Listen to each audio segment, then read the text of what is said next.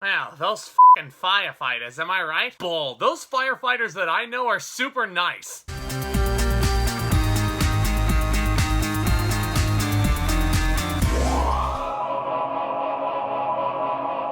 How's it going, guys? My name is Zack. Welcome to my channel where I discuss all new things cinema and entertainment. I really do appreciate you guys clicking on this thumbnail today. I really hope you enjoy your stay because as you can see, this is a very special movie review that I've got for you. Because we are celebrating the 15th anniversary of one of my favorite movies of all time.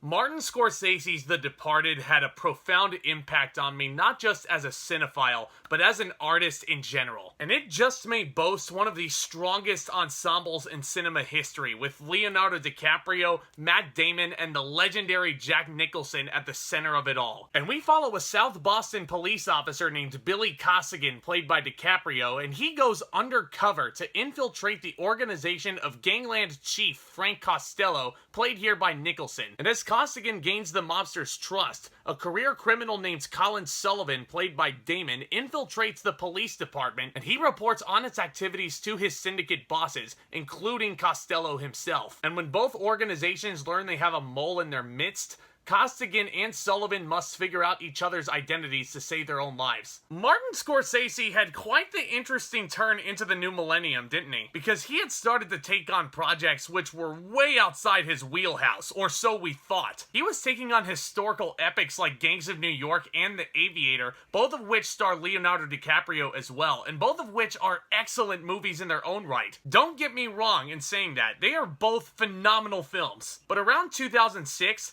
it had been quite some time since Scorsese delved into what made him famous. I'm talking about the crime thriller like a Taxi Driver. I'm talking about the gangster drama like a Goodfellas. And he re-entered this genre with quite the statement, because this may be a hot take and you can disagree with me all you want. I actually think The Departed is better than both of those films. And even more so of a hot take, this is still the best movie he's ever put out there, period. Why?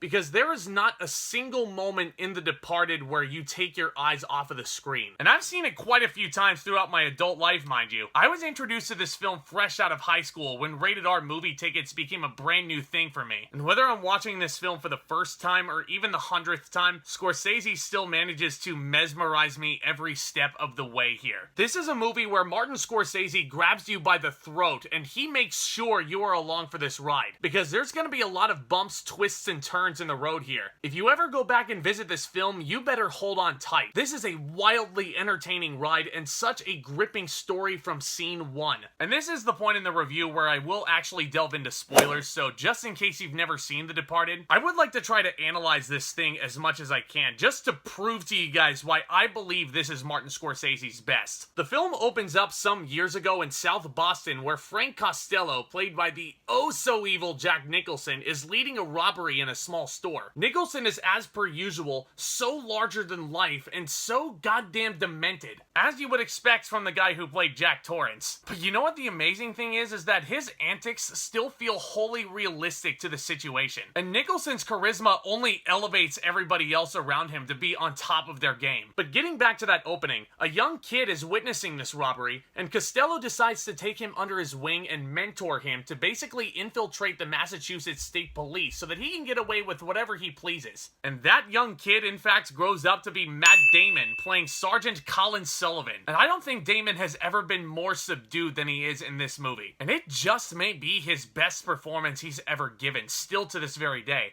Damon really does not give the audience a whole lot to digest here. He looks like a cop, walks like a cop, so it's pretty safe to assume that he's a cop. But deep down, you know he's not. And the scary thing is, because Damon is so grounded, you really can never fully guess what's going on in that twisted mind of his. But he knows deep down that what he's doing is corrupt and bad for his career image. And the crazy thing is, he's doing it out of sheer loyalty to his mentor. And even when he does decide to shoot Costello down, he's painted as the hero. Because he's wearing the uniform, people are gonna appraise him for catching the guy, even though he still has to live with the fact that he helps Costello do all this terrible shit.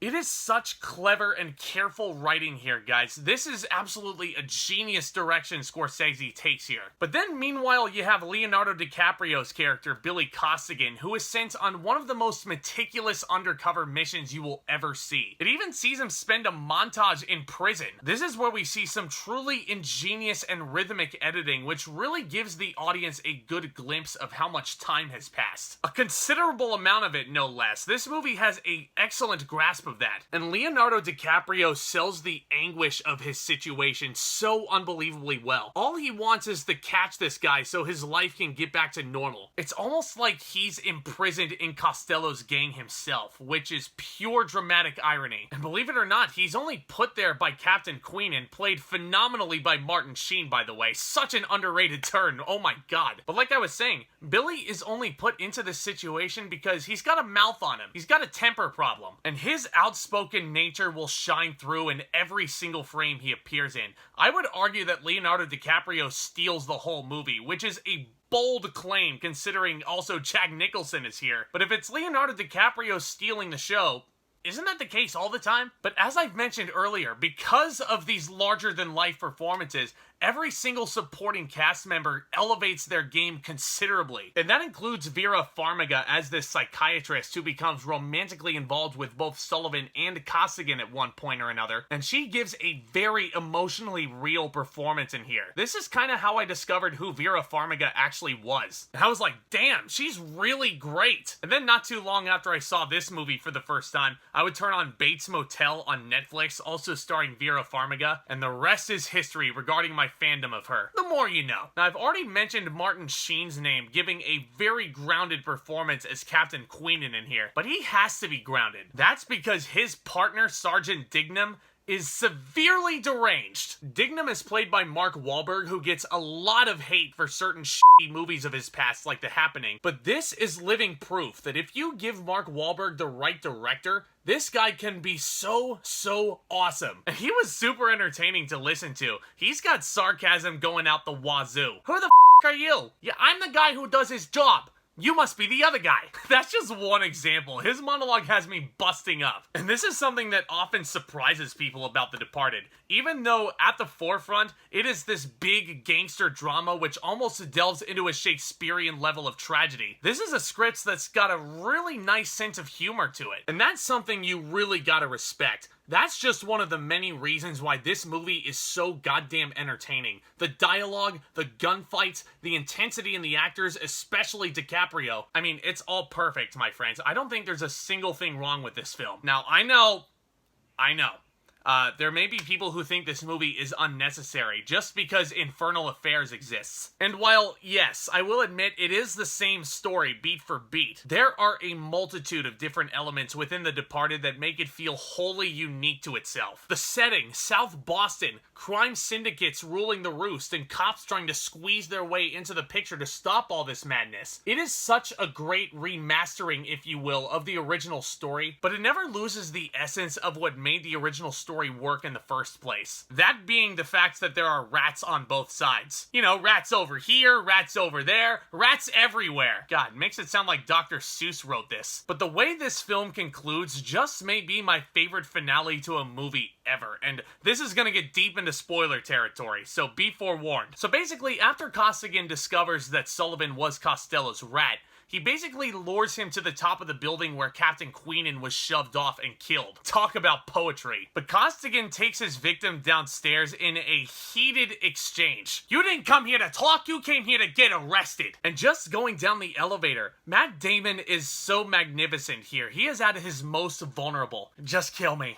I already have. And then Costigan is put down by Sullivan's partner not too long after that. Jesus H. Christ. But as if all those fireworks weren't enough, Then you get the final scene where Sullivan is going back to his old apartment, and even the dog wants nothing to do with him. Walking down the hallway, he tries to pet the little puppy, and the dog just like walks away from him. It's so great. But then he goes into his apartment, Dignam shoots him dead, and the camera pans up, and all you see is a little rat running across the balcony handrail as the sun starts to rise. If you like symbolism, this ending is filled with brilliance. As is the case with this entire film for that matter. Filled to the brim with sheer filmmaking brilliance. Martin Scorsese, there's many reasons why he's considered a master. That's because there are so many films he's made throughout his career, which people will argue are his best. Taxi Driver, Goodfellas, even Casino is up there. But I would choose this very film in a heartbeat for that distinction of Scorsese's very best. I obviously adore this movie. It is one of the single most gripping cinematic stories put to the screen, one of the best remakes ever made. The Departed abso-fucking-lutely gets an A+. I mean, what else is there to say? This is just a tremendous movie from start to finish, guys, because this is one I would definitely consider a masterpiece in American cinema. And for those of you who know me personally, you know I don't throw that word around like it's a pop quiz for middle schoolers. I don't use that term lightly. But guys, of course, these are all just my opinions. What did you guys think of The Departed? Do you love it as much as I do? And sound off as much as you like, what do you think is Martin Scorsese's best film in his filmography? Because as you know, I love discussing all things cinema and entertainment with you guys. I absolutely adore making this content, and I hope you guys love watching these videos as much as I enjoy making them for you. So if this is your first time visiting the channel today, do consider hitting that big red subscribe button down below. Smash it as hard as you possibly can. This channel is on the road to 1,000 subscribers. I'm hoping to reach that goal very, very soon. Not only is it completely free to you guys, but it's also very beneficial in helping get this content out there. And you guys will also be the first ones to know anytime a new upload hits. And hey, if you guys enjoyed this review, be sure to leave a thumbs up on your way out. That would be tremendous. And as always, stay tuned for more exciting content hitting this channel very, very soon. Packed month of November coming up with Ghostbusters Afterlife, King Richard, and Tick Tick Boom all coming out this weekend. And I've also got another retro review of one of my all-time favorites lined up, either next week or the week after that. I want to try and get it out very, very soon. But I'm going to be looking at Beauty and the Beast to celebrate its 30th anniversary. But guys, obviously a lot to look forward to. Thank you so much again for your support. It really does mean the world. With all that being said, back talk, commence!